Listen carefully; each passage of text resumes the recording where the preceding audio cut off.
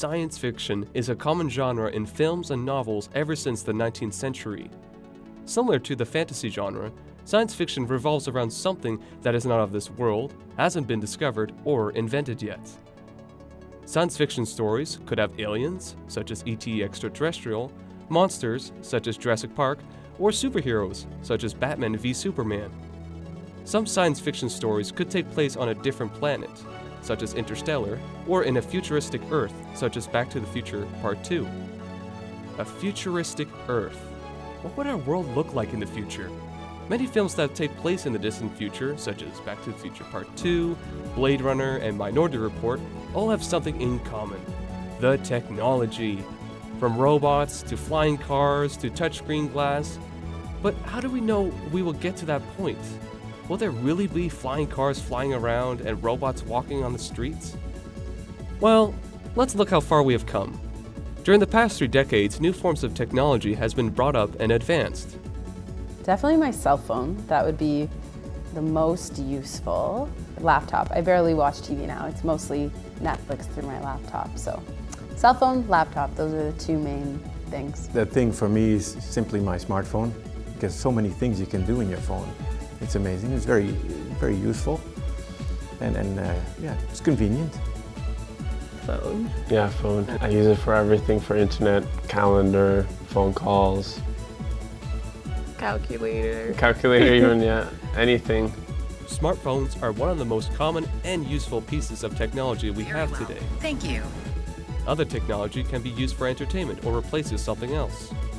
I love the Oculus Rift, and I love the 360 rigs, to be able to actually be in that world and where filmmaking is going that way. I've wanted an iPad for a long time. I'm a musician, so I have sheet music on there. It's really great for any performing different things. Just swipe it, there's page 2, there's page 3, oh, gotta go back to page 2. Love that. Researchers, known as futurists, study what the future may look like based on how society looks today. They research on things people value and desire the most, and they view the data on technology developing over the years. With this information, it helps futurists with their predictions on what our world will look like through a technological point of view. Director Steven Spielberg had the help from futurists to create a futuristic world in his movie, Minority Report, that took place in the year 2054. It gives an interesting look on how the future may look like in 40 years. And many people also have their own opinions of what the future might hold. I think things will become more wireless somehow. A lot less cords and stuff like that, and more touch screen and voice activated things, I think. Because things can always be better and made more convenient. It makes getting things done easier. I feel like essentially that's the use of technology. And I think it's going to be a medical implant. It's connected to, wirelessly of course, to your computer or whatever we have then, because maybe that even changed.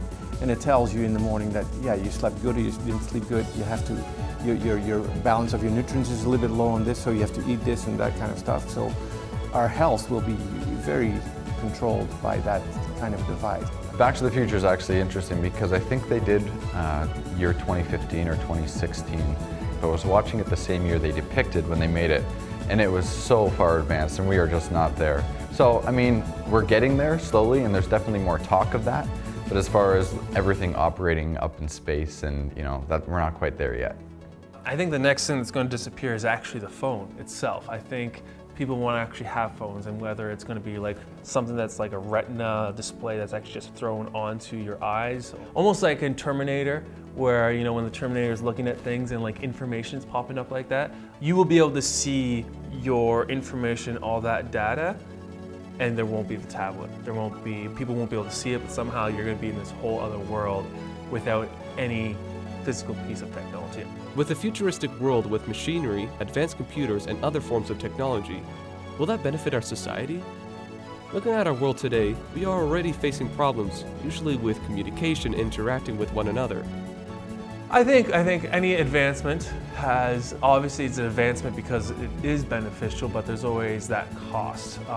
So from the social aspect of human interaction, the more technology advances, we say it's going to connect people, but actually what happens is it disconnects people. So we get like an artificial connection. With Instagram, you get the likes and you feel like you're connecting with somebody, and that's a great advancement, but really you're not actually having meaningful connection. I think it's part of our culture. We live in a very individualistic culture. I think it's part of how we're wired as humans, progressing as humanity. Smartphone makes things more convenient, but then people also say, well, now people text instead of like going out for coffee, or like people are more on their phones than like noticing what's happening around them. Like people get into like accidents with cars and stuff like that, or like they're walking on the sidewalks and across the road without the crosswalk light being on because they're on their phone or doing whatever.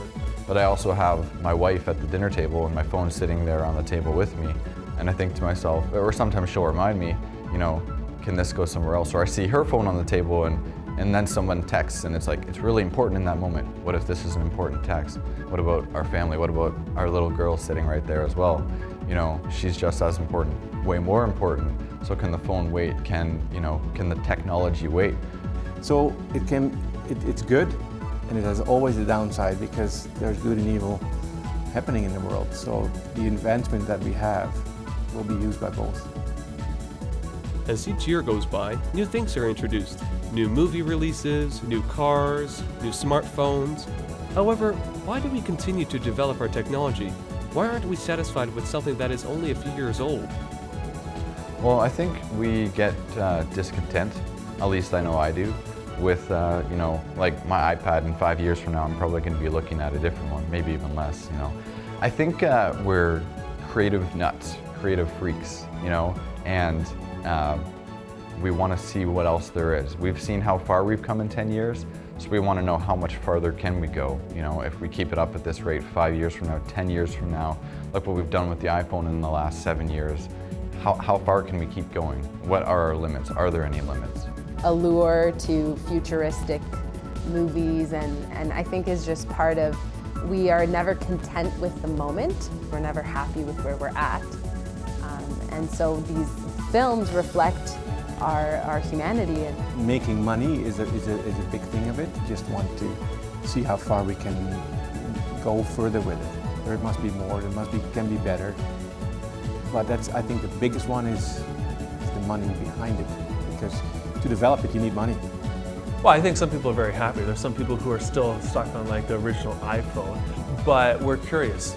I think we always want to see what the limits are. That's why we went to the moon. That's why we keep going to space. That's why we keep asking why, is because the human race is curious on what they can create and what they can do and what is actually the limit. There is always that, I think it's the search for perfection. Everyone is looking for perfection in some way, and it shows up in our search for technology. Future may be exciting, yet frightening to think about.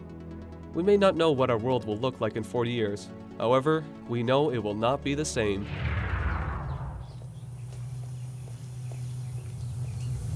Shark still looks fake.